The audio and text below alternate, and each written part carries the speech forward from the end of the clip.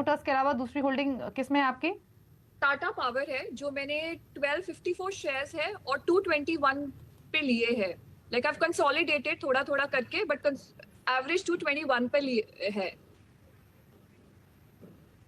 ठीक है, तो सो 221 ये का एवरेज बाइंग लॉन्ग प्राइस है, टर्म 232 पर कर रहा है ट्रेड। इन्वेस्टमेंट के पर्पज से लिया था। बताइए, व्हेन वी से बोलिए। लॉन्ग टर्म, तो कितने तक होल्ड करना चाहिए और क्या है इसका फ्यूचर? ओके ओके, तो बेसिकली ईवी स्ट्रैटेजी के मद्देनजर ही इन्होंने टाटा मोटर्स को चुना, और वही केस है टाटा पावर के साथ भी। 221 इनका एवरेज बाइंग प्राइस है। कितना समय होल्ड करना चाहिए अगर लॉन्ग टर्म रखे भी तो, राजेश जी? देखिए, हम इसमें बहुत बुलिश है और हमने हमारे क्लाइंटों को इसमें बाई की कॉल दी हुई है। हमारा अनुमान है कि साल से 1.5 साल में ये स्टॉक 280 से 290 के टारगेट को छू सकता है। भारत की एक बड़ी क्षमता वाली कंपनी है, 13,171 मेगावाट की इनकी कैपेसिटी है। अभी इन्होंने कुछ स्टॉक अपने रिन्यूएबल एनर्जी में बिजनेस में भी बेचा, जिसके भी वैल्यूएशंस अच्छे आ रहे हैं। और ईवी में जैसे कि ये बात कर रही हैं, ये खुद बोल रही हैं कि ये जा रही है, तो वाकई में वो भी एक बड़ी स्टोरी है। तो मुझे लगता है ऑल इन ऑल एक अच्छी कंपनी में इन्होंने निवेश किया है। साल 1.5 साल का नज़रिया रखें, टारगेट 280 से 290 के बीच का रखें। तो ठीक है, 1-1.5 साल का नजरिया रख के आप होल्ड कीजिए, और 280-290 के टारगेट वहां भी आप रिव्यू कर सकते हैं अपनी पोजीशन को, क्योंकि आपका लॉन्ग टर्म व्यू है। दिव्या के पास चलते हैं। दिव्या, अदानी पावर पर तो चर्चा हो गई, दूसरा स्टॉक कौन सा है? लक्ष्मी ऑर्गेनिक्स है 500 शेयर्स है 473। तो ये भी क्या ट्रेडिंग पोजीशन है या इन्वेस्टमेंट? नहीं, इन्वेस्टमेंट। अच्छा, ये इन्वेस्टमेंट है आपकी। यहाँ आपको नुकसान भी हो रहा है। मेरे ख्याल से ये ट्रेडिंग पोजीशन थी, फिर इन्वेस्टमेंट में तो कन्वर्ट नहीं किया आपने? नहीं नहीं।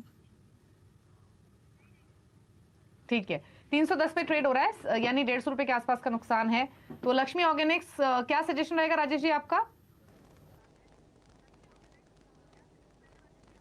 बने रहने का सजेशन रहेगा, क्योंकि अगर आप देखें तो स्पेशलिटी केमिकल्स को एक कंपनी बिलोंग करती है जो कि फार्मास्यूटिकल्स, एग्रो ऐसी सेक्टर्स को केटर करती है। पहली तिमाही के नतीजे थोड़े दबाव में आए, 36% के आसपास बॉटम लाइन में ड्रॉप देखा गया, और इस कारण से ये प्राइसेस में दबाव दिख रहा है। लेकिन मुझे लगता है ये वक्ती है, लंबी अवधि के लिए स्टॉक अच्छा है, बनी रहे। ठीक है, तो यहाँ पर आप होल्ड कीजिए लॉन्ग टर्म के लिए, कोई दिक्कत नहीं है, यही सजेशन है राजेश जी का। एक बार वापस सुजाता के पास चलते हैं, क्योंकि उनके पास 4 स्टॉक्स है। तो सुजाता, दोनों स्टॉक्स जो हैं आपके बाकी, वो एक साथ पूछ लीजिए, किस भाव पे खरीदे हैं और क्या जानना चाहती हैं? जो बाकी है वो आर्टिफिशियल इंटेलिजेंस को जैसे देखते हुए मैंने तीनों ये इन पे इन्वेस्ट किया है। टाटा एलेक्सी है जो कि मैंने 10 शेयर्स लिए हैं 7261 पर, और केपीआईटी लिए है 301 शेयर्स 587 पर, और हैप्पीएस्ट माइंड है 151 शेयर्स 1132 पे। सो अब मुझे ठीक है, तो केपीआईटी 587। जी जी, बोलिए। सो अभी मुझे ये है कि इनका क्या है, बिकॉज मैं इन पे एक हैप्पीएस्ट माइंड पे कुछ डाल रही हूँ, केपीआईटी पे डाल रही हूँ, टाटा एलेक्सी पे डाल रही हूँ, क्योंकि मुझे फोकस करना नहीं पता लग रहा है कि कौन सा। Because even I am studying, अभी I am reading about it कि आर्टिफिशियल इंटेलिजेंस, तो हमें पता है कि आने वाले टाइम में आर्टिफिशियल इंटेलिजेंस का बहुत होगा, बट किस शेयर पे लगाया जाए, किस पे इन्वेस्ट किया जाए, किस पे long term will be better, which will be a multibagger in future. तो ये सजेशन मिले तो नथिंग लाइक इट। ठीक है, तो राजेश जी, हालांकि मल्टी बैगर कौन सा टर्न आउट होगा ये कंफर्म सबको पता हो, तो किसी को इस बाजार में इन्वेस्टमेंट नुकसान हो ही ना। लेकिन एक चीज अच्छी है कि ये फ्यूचर की थीम्स को आइडेंटिफाई करके अपना पोर्टफोलियो क्रिएट कर रही है, जो कि अच्छी बात है। जैसे इन्होंने ईवीज की बात की, आर्टिफिशियल इंटेलिजेंस की बात की। लेकिन केपीआईटी टेक और हैप्पीएस्ट माइंड, दोनों पर क्या सजेशन रहेगा?